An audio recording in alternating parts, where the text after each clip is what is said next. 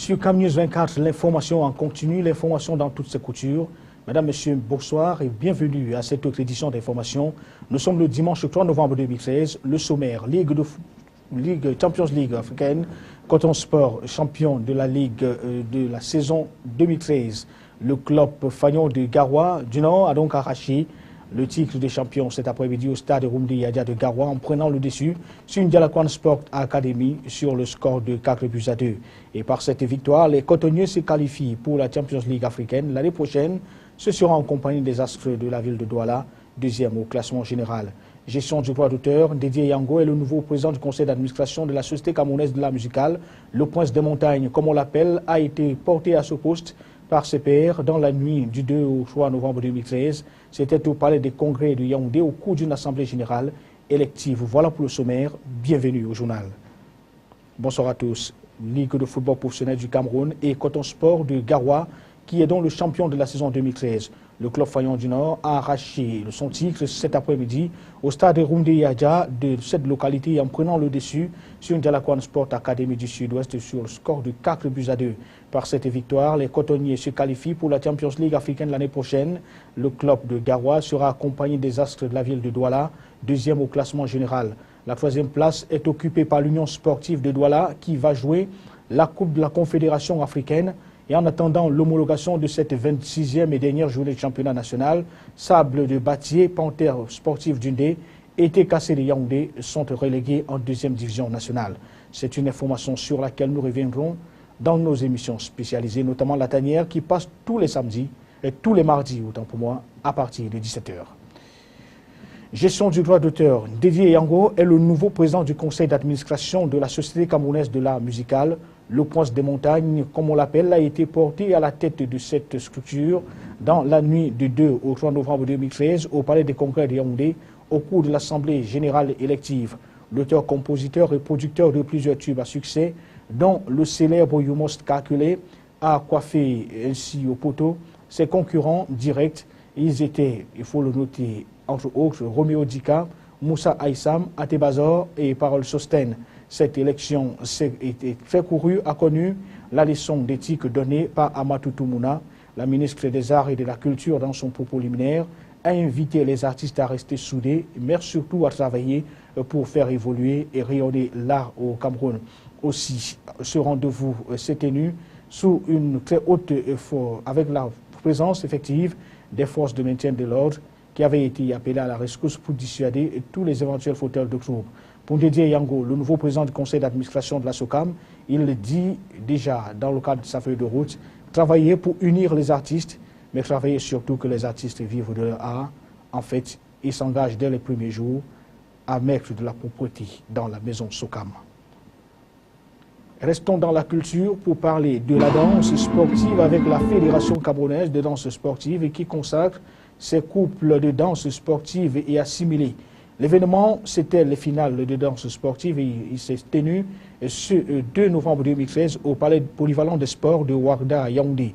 La cérémonie ici, ou alors ces finales, étaient présidées par le ministre du Sport et de l'Éducation physique, Adoum Garoua. Parlons cette fois des projets structurants. Bientôt, un port de cimenterie au Cameroun. C'est une annonce faite par le gouvernement et par le biais du ministre des Transports qui a donné une conférence de presse, qui a donc fait un point de presse cette semaine à Yaoundé. Il faut dire que ici était également le lieu de signer quelques documents avec la partie coréenne qui va donc s'occuper de la sortie des eaux de ce port de cimenterie de Limbé. Entre autres aspects abordés, l'urgence pour le Cameroun de jouir d'un troisième port en dépit de ceux déjà présents, Douala et Kribi. Les données techniques et de faisabilité ont donc été proposées, ont donc été assorties au cours de ce point de presse, l'apport des deux parties et surtout l'échéance pour les investissements avant la rétrocession au Cameroun, soit 30 ans après la construction. Les travaux sont annoncés déjà à partir de l'année prochaine. Voici à présent une attitude du ministre camerounais des Transports au micro de CAM News 24. Un pays qui file vers son émergence, un port, voilà, un port à Clémy, un port à Limbé, on pourrait se poser la question. Nous disons que c'est insuffisant. C'est insuffisant. Douala est là depuis longtemps. Kribi, à la grâce de Dieu, nous recevrons le premier bateau au mois de juin 2014 et nous lançons Limbe. Limbe, vous savez, Songo, c'est d'abord un port cimentier. On va associer le port à l'activité d'une cimenterie. Faire du ciment. Et Limbe, dans un premier temps, dans sa première phase, va donc servir à recevoir les ingrédients qui rentrent. On parle de la recrudescence du paludisme dans la région de l'Extrême Nord avec le ministre de la Santé publique et qui est allé évaluer la situation afin de mieux renforcer la riposte. Après avoir rencontré en fin de semaine, notamment vendredi, tous les malades souffrant internés dans les différents centres hospitaliers de la région de l'Extrême Nord, André Mamafouda a entretenu les technico-médicaux samedi au cours d'une réunion pour asseoir les méthodes de prévention afin donc de limiter l'avancée de l'épidémie. Le point avec Célestin Tabouli. Depuis le mois de septembre dernier, l'on observe une recrudescence du paludisme dans la région de l'Extrême Nord. Selon la délégation régionale de la santé publique, le pic a été atteint au mois d'octobre avec 41 700 cas liés au paludisme sur les 114 000 consultations générales dans les formations sanitaires de la région. Face à cette brusque recrudescence de la malaria qui touche particulièrement les individus âgés entre 0 et 15 ans, le ministre de la Santé publique n'est pas resté indifférent. André Mamafouda a tenu ce samedi une réunion technique avec les membres du Centre régional de prévention et de lutte contre les épidémies de la région et les personnels techniques. Il a été question au cours de ces assises d'évaluer la situation, de renforcer la riposte. Parmi les actions de riposte à engager, l'on cite entre autres le renforcement de la prévention collective du paludisme par la mise en œuvre des aspersions intradomiciliaires avec l'appui des collectivités territoriales décentralisées, l'amélioration du cadre de vie par l'assainissement, le renforcement de la supervision à tous les niveaux. André Mamafouda a prescrit de suivre les démarches préventives afin de botter hors des ménages cette maladie qui constitue la première cause de mortalité au Cameroun. Il a condamné l'automédicament et l'inutilisation des moustiquaires qui constituent des facteurs favorisant la recrudescence du paludisme. La séance de travail de ce samedi intervient au lendemain même de la visite par le ministre des centres de formation sanitaire. André Mamafouda avait fait le tour pour réconforter les malades victimes du paludisme. Partout où il est allé, il a rassuré la disponibilité des médicaments contre le paludisme. Santé encore, on reparle de la lutte contre le VIH-Sida avec les synergies africaines et l'Institut national de la jeunesse et des sports qui unissent leurs forces pour une riposte de taille. Les deux institutions viennent de parapher un protocole d'accord. C'était le 31 octobre 2013 à Yaoundé. Cet accord est assorti d'un atelier de capacitation de la soixantaine de conseillers de jeunesse et d'animation ainsi que des professeurs d'éducation physique en attente d'affectation. Il faut dire que l'initiative est fort importante a été très apprécié par ces différentes personnes admises donc à cet atelier de capacitation au regard de l'avancée de la pandémie en milieu jeune. Les précisions avec Alexis Claude Amougou et Sadou Mamoudou. Comme originalité dans leur approche et de sensibilisation, le collectif d'associations de lutte contre les comportements déviants des jeunes a mis sur pied le concept « Jeunes pour les jeunes », « Jeunes par les jeunes » et « Jeunes avec les jeunes ». Cette trouvaille a suscité l'adhésion massive des personnes cibles dans certains quartiers populaires de la ville de Garoua. À Rumdéadia, ce mercredi 30 octobre 2013, la caravane de sensibilisateurs a été accueillie par une horde de jeunes du quartier et tous ont activement pris part aux échéances de causeries éducatives et de dépistage pour la prévention des fléaux auxquels ils s'exposent. La principale activité du jour visait à susciter une prise de conscience chez la jeune fille face au risque de grossesse non désirée et de contamination au VIH-Sida.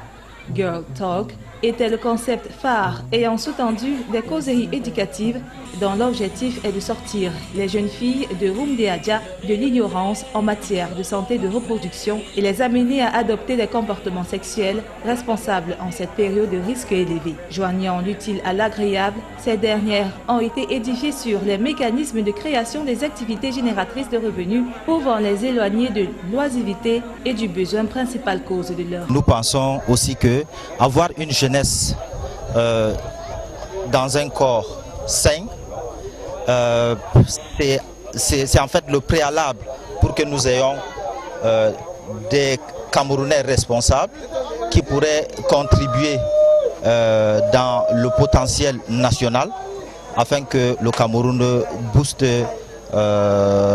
son PIB et à tous les niveaux. 250 jeunes dont 100 filles ont été touchés à l'issue de cette journée d'animation de masse et plusieurs kits de protection et de sensibilisation ont été distribués en guise de motivation des jeunes filles et garçons à rejoindre les clubs scolaires et extrascolaires.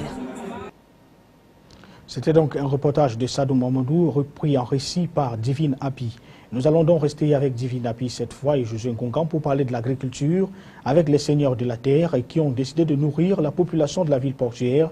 Et ils ont donc exposé cette semaine à Douala le fruit est sorti des champs et autres parcelles cultivées. Et c'était à l'occasion de la deuxième édition de la foire régionale des produits agricoles, de la pêche et de l'élevage, une initiative de la Chambre d'agriculture du littoral soutenue par la délégation régionale du ministère de l'Agriculture et Développement rural. Le point avec Josué Nkongan et Divine Api. C'est un vaste marché de produits agricoles qui anime la Chambre d'agriculture, des pêches, de l'élevage et des forêts délégation régionale du littoral. Les seigneurs de la terre de la région ont ici présenté au public le fruit de leur dur labeur. Une occasion à eux offerte afin de lutter efficacement contre la vie chère et valoriser le travail de la terre. Les producteurs ont voulu que le marché soit répété. Ils ont même sollicité que le marché soit rendu tous les mois pour les permettre de résoudre certains de leurs problèmes. Nous avons dit que ce marché contribue à la lutte contre la pauvreté en milieu rural. Ça veut dire que les producteurs sont en face des consommateurs sans intervention des Bayam Selam. Le profit que devait faire le Bayam Selam, ça augmente un plus-value sur leurs produits et ils sont gagnants. Ça leur permet d'avoir de l'argent à un certain moment pour résoudre les problèmes qui sont les leurs. Cette deuxième édition de la foire régionale des produits agricoles, de la pêche et de l'élevage met ainsi l'accent sur la problématique de la pauvreté en milieu rural, aspect encore étudié par le gouvernement. C'est donc à vil prix que de nombreux usagers ont pu s'offrir des denrées alimentaires et même cosmétiques à base de produits naturels. La coupure du ruban fait en liane dit ici toute la symbolique. Rendez-vous le 18 décembre prochain, cette fois-ci pour le mini-comice agro-pastoral où les agriculteurs feront une fois de plus montre de leur détermination à valoriser la terre tout en proposant des produits agricoles dans la capitale économique. C'était le fait majeur de la semaine au Cameroun. À l'Assemblée nationale, les députés ont désormais leurs attributs d'élus de la nation. Les 180 issus des urnes lors des législatives du 30 septembre 2013 dernier ont arboré leurs écharpes tricolores et macarons le 2 novembre. C'était au cours d'une plénière très courue.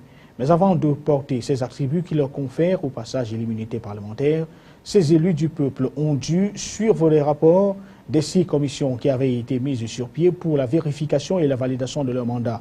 Et cette étape a donné lieu à des festivités marquées notamment par la remise des bouquets de fleurs amenés ici par les membres des familles, des amis et connaissances.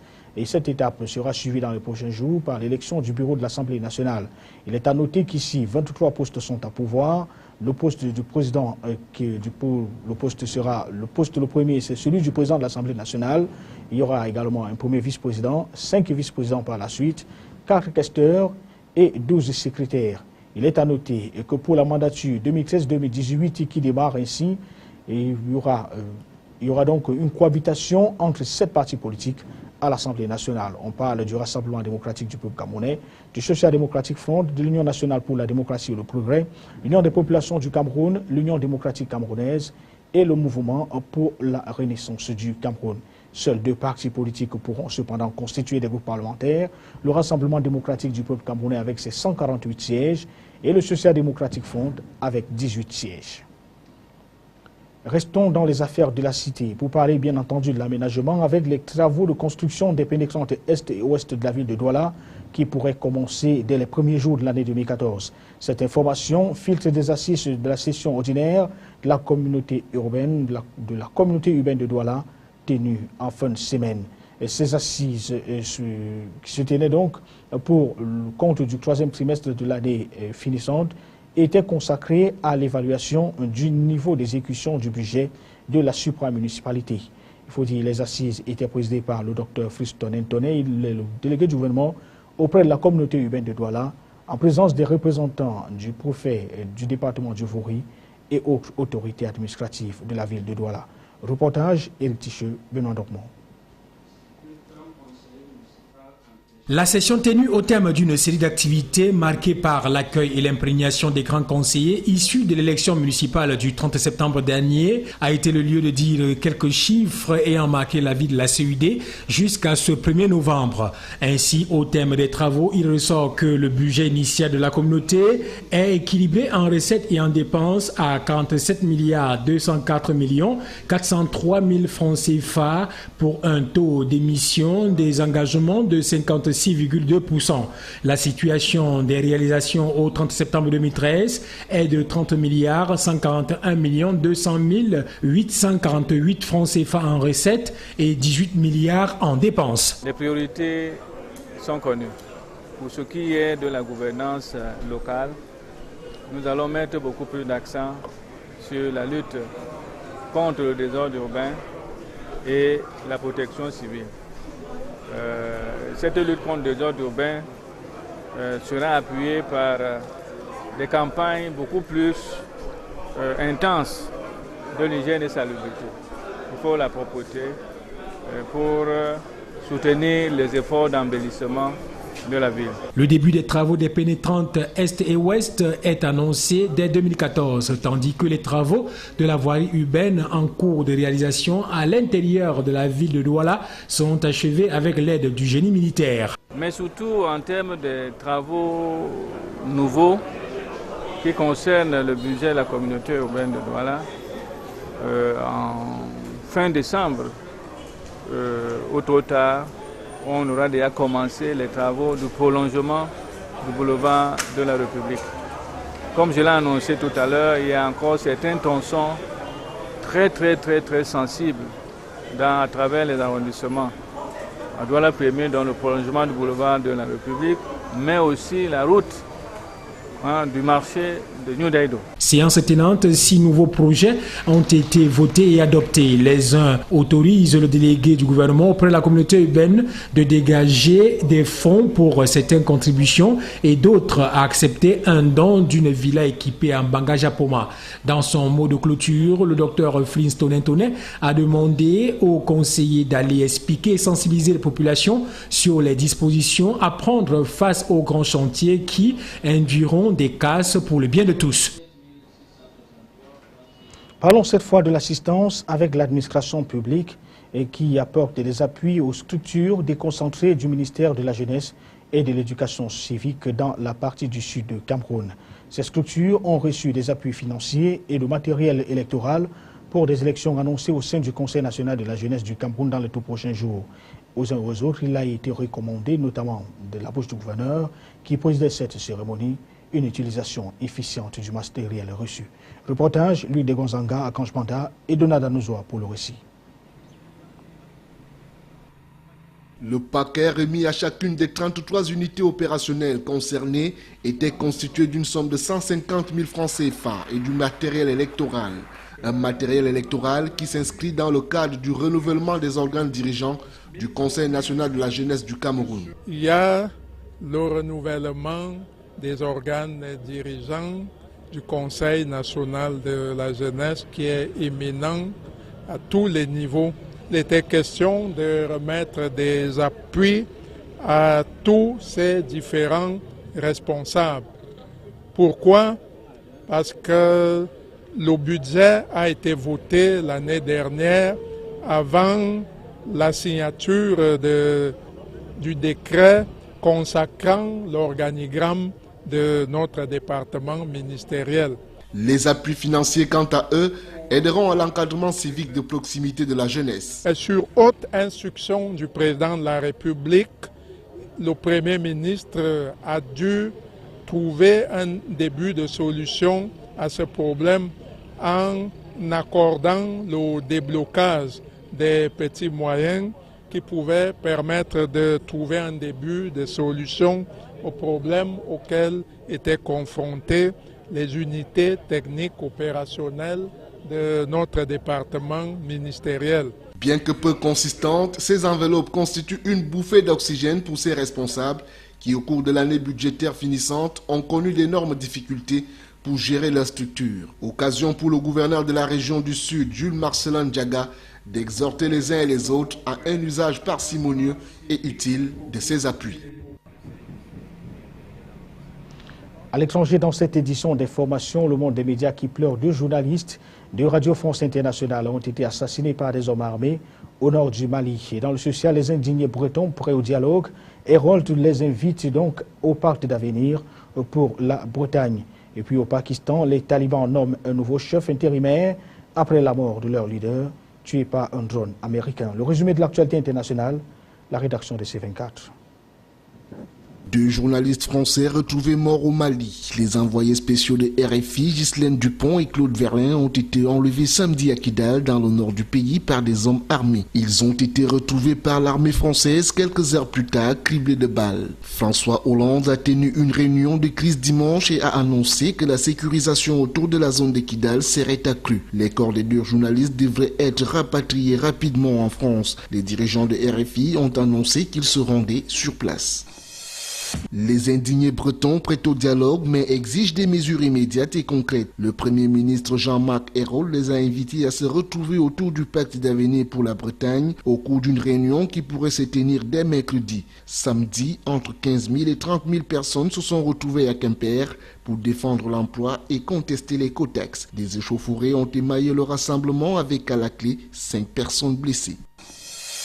Les talibans pakistanais nomment un chef intérimaire avant l'élection du successeur de Hakimullah Messoud, tué par un drone américain. Cette frappe a jeté un froid entre le Pakistan et les États-Unis. Le ministre de l'Intérieur pakistanais accuse les États-Unis de saborder les négociations de paix avec les talibans. Washington a de son côté rejeté les accusations, estimant qu'il y avait un intérêt stratégique partagé pour mettre fin à la violence extrémiste. Le tireur qui a sémé la terreur à l'aéroport de Los Angeles projetait de tuer de nombreux employés de la TSA, l'agence de sécurité des transports, a annoncé la police fédérale américaine. Le tireur, âgé de 23 ans, a été mis en examen par les procureurs pour meurtre d'un agent fédéral et encourt la peine de mort. Voilà, c'est la fin de ce journal. Mais avant de partir, Ligue de football professionnel du Cameroun et Coton Sport des Garoua, champion de la saison 2013, le club Fayon du Nord a arraché le titre de champion cet après-midi au stade Rumde Yadja de Garoua en prenant le dessus sur Ndialakwan Sport Academy. Score de la partie 4-2. Par cette victoire, les cotonniers se qualifient pour la Champions League africaine l'année prochaine. Ils seront accompagnés des Astres de Douala, 2e au classement général. Et puis gestion des droits d'auteur avec des nouvelles figures à la SOCAM. Dédié Yango a été porté à la tête donc, du conseil d'administration de la Société camerounaise de l'art musical. Le prince des montagnes, comme on l'appelle, a été élu la nuit dernière, donc dans la nuit du 2 au 3 novembre, par CPR. C'était au Palais des Congrès de Yaoundé au cours d'une assemblée générale élective. Dans sa feuille de route, l'homme prévoit déjà de resserrer les rangs, surtout assainir le milieu des droits d'auteur au Cameroun. Madame, Monsieur, merci pour votre fidélité au programme de Cameroun 24. C'était la dernière livraison de cette semaine, mais probablement la première d'après le calendrier hébreu. Tout le plaisir a été le nôtre. Nous vous souhaitons de passer des bons moments en compagnie de nos programmes. Bonsoir.